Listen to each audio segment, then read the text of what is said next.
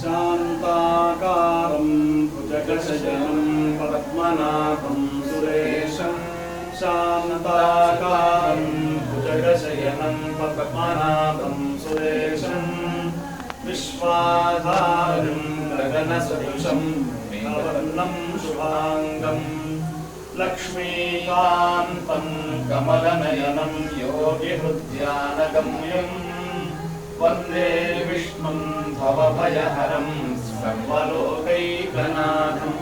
గయలో గదాధరుడైనటువంటి శ్రీమన్నారాయణమూర్తిని చూస్తున్నారు. రుక్మిణీ సత్యభామ సమేతుడైనటువంటి విష్ణుమూర్తి ఈయన. అటువంటి స్వామి శంఖచక్రాలు ధరించి గదను ధరించినటువంటి స్వామి. ఏమిస్తాడండి ఈ స్వామి అంటే మోక్షాన్ని ఇస్తాడు.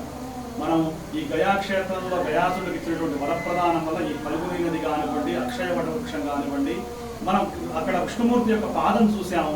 కానీ శంఖచక్రాలతో లక్ష్మీదేవి సహితంగా ఉన్నటువంటి రుక్మిణీ సత్యభామ సహితంగా ఉన్నటువంటి గదాధరుడైనటువంటి శ్రీ మహావిష్ణువు మనం చూస్తూ ఉన్నాం. స్వామివారిని ఇక్కడ సగుణ స్వరూపం చూసాం, అక్కడ నిర్గుణ స్వరూపం చూసాం. అంటే ఆ విష్ణు పాదం ఎంత గొప్పదండి అంటే యవ పద్మాంకుశ చాపచక్ర జష రేఖాలంకృతం బగు మాధవు పాదద్వయము అంటాడు భాగవతంలో. ఏ దినమున వైకుంఠుడు మేదినిపై దాల్చినట్టి మేను విడచినాడ దినమున అశుభ ప్రతిపాదకమగు కలియుగము ప్రాప్తం వయ్యన్ అని చెప్పి భాగవతంలో చెప్తారు. అటువంటి శ్రీమన్నారాయణ మూర్తిని మనం చూస్తున్నాం, అభిషేకం చేశాం. నిజంగా ఇంతకన్నా భాగ్యమే ఉంటుందండి.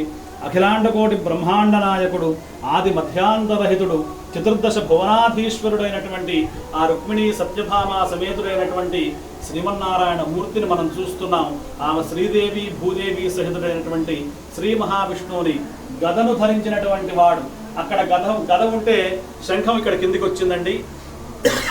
అది మనకు ప్రధానంగా కనబడుతున్నటువంటి దృశ్యం. సాక్షాత్తుగా శంఖచక్రాల్లో కూడా చక్రం అక్కడ ఉంది, గద ఇక్కడ ఉంది, అట్లాగే శంఖం ఇక్కడ కింద ఉంది, చక్రం పైన ఉంది. గదం ధరించాడు అంటే గదాధరుడైనటువంటి శ్రీమన్నారాయణ మూర్తి. ఈయనను చూడకుండా, ఈయనకు నమస్కారం చేయకుండా గయకు వచ్చినా కూడా ఏమాత్రం కూడా వాళ్ళు దేవతలు ఏమాత్రం కూడా ఉండదు. కాబట్టి అటువంటి శ్రీమన్నారాయణ మూర్తి స్వామి నీ పాదాలే శరణు, నీ పాదాలే శరణు, నీ పాద కమల సేవయు, నీ పాదార్చకులతోడి నెయ్యమును నితాంతాపార భూతదయయును తాపసమందార నాకు దయసేయగదేని మాలాకారుడు కృష్ణ పరమాత్మ భాగవతంలో ప్రార్థన చేసినట్టు ఏమివ్వాలండి ఈ స్వామి అంటే, మనం ఎన్నో జన్మలెత్తి ఈ జన్మకి ఇక్కడ ఆయన పాదాల దగ్గరికి వచ్చాం. ఆయన ఒక్కసారి మనల్ని చూస్తే చాలు, మన గంధం పోతుంది, చూస్తే చాలు ఆయన యొక్క దయా దృష్టి, కృపా దృష్టి మన మీద ప్రసరిస్తే చాలు. ఇంతకన్నా కావాల్సింది ఏముందండి మానవ జన్మకి. మా రామకృష్ణ గారు, కామేశ్వరరావు గారు, ప్రసాద్ గారు చక్కగా వాళ్ళ నాన్నగారు చేసుకున్నాం. మేము 2012 ఆ ప్రాంతంలో చేసుకున్నాం. కానీ ఈ గదాధరుడైనటువంటి స్వామి అందరినీ కూడా అనుగ్రహించుగాక. స్వస్తి ప్రజాభ్యః పరిపాలయంతాం. జై శ్రీరామ్, జై శ్రీరామ్.